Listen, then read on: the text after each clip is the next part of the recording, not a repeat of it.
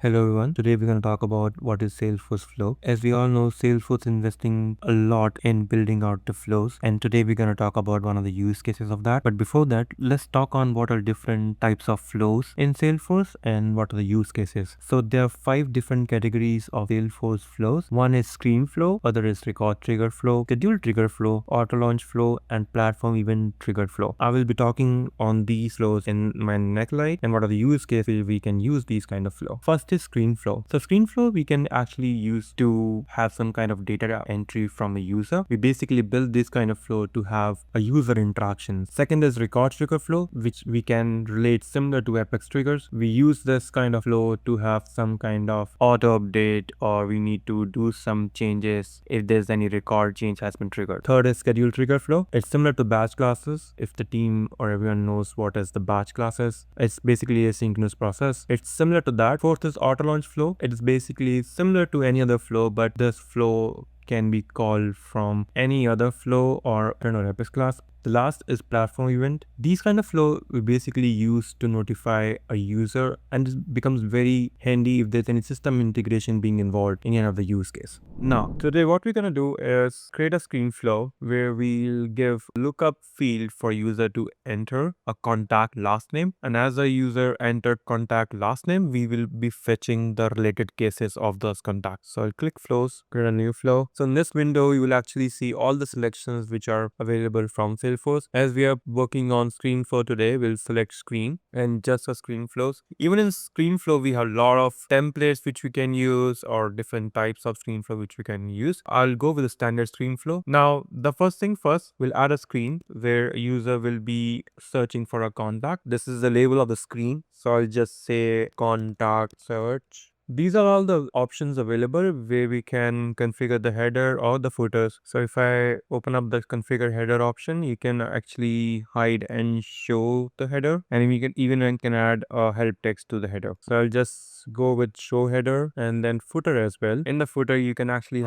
give a custom label to each. You can also use a custom label in it. It usually comes as a use case that we don't want. If there's any French users interacting with the flows, we want a French translation, all those things. So you can use a custom label as well as part of your label for the button. I just click done. We also need to add choice lookup. So it's very easy right now in Salesforce. You can just drag and drop the options. These are nothing but available options from Salesforce. You can add any of those. You can add data time, enhance message, file upload. All those things are available, and you just drag and drop and you can use it. That's easy. So we'll just give a label to the field. Let's say search contacts, and we also have the properties like required, disable, placeholder text. So if you want to disable this field on some formula or any other dependency on the resource, you can do that. I'll just leave it as is. Now the other option is let user select multiple options. It will also allow the user to select multiple contacts, and all those contacts will be entered into criteria to search the cases, but we'll just allow the user to search once. So we'll just say no, and here we want to select the choice resource. That's nothing but on what all the different options a user can select from the contact. So we'll just create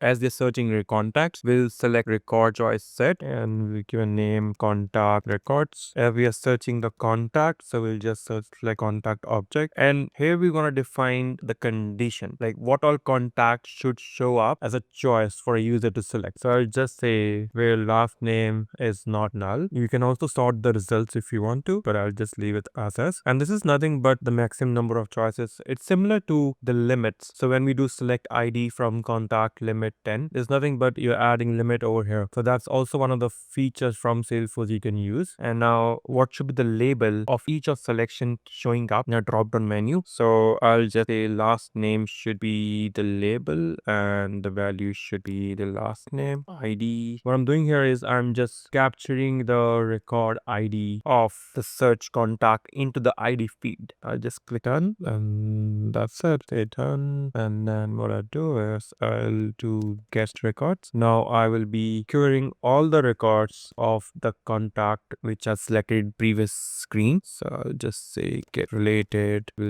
cases. The object here would be case now as I'm searching the cases, where contact ID equal to contact search contact value. Why select value? Because as I shown earlier in the previous screen, I am assigning ID field to the value view of the label. And right now I can select whether I want to capture or store all the cases only in the first record, or how many fields I want to capture or store into Salesforce. I mean, on the flow. Either we want to keep all the fields or we want to keep like some of the fields. We can actually select it from here, but I'll just capturing all the fields. This become very handy when you want to limit your consumption of heap size or other gonna limits. So that's only the consideration we need to keep in mind if we want to be very particular about our heap size and gonna limits. I'll just select all the records, and then once I have all the records, I'll create one more screen, and that would be show cases. Now we have data table out of the box from Salesforce. I'm just gonna do drag and drop. Here we are. So we'll just give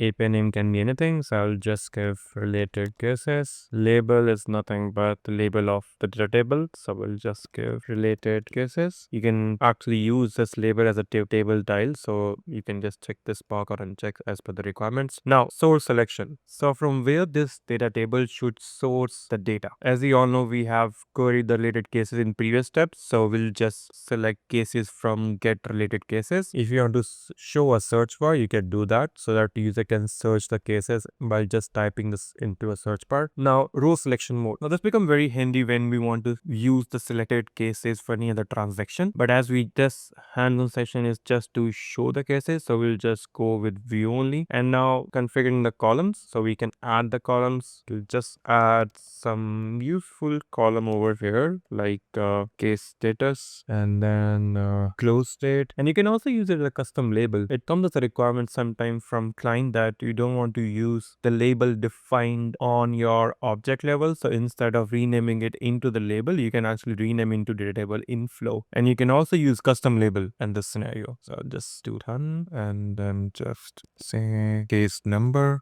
save search related cases, save. Now I've already saved, so I'll just give version 2 activate. Now let's go back to the home page on the contact page, and then we'll search related cases. So as I click on search contact, it will automatically show all the available contacts. And once I select any of the contact and click search, it will show all the related cases of that contact. I hope you find this video very useful. So we would be posting more useful videos on Salesforce Flow. So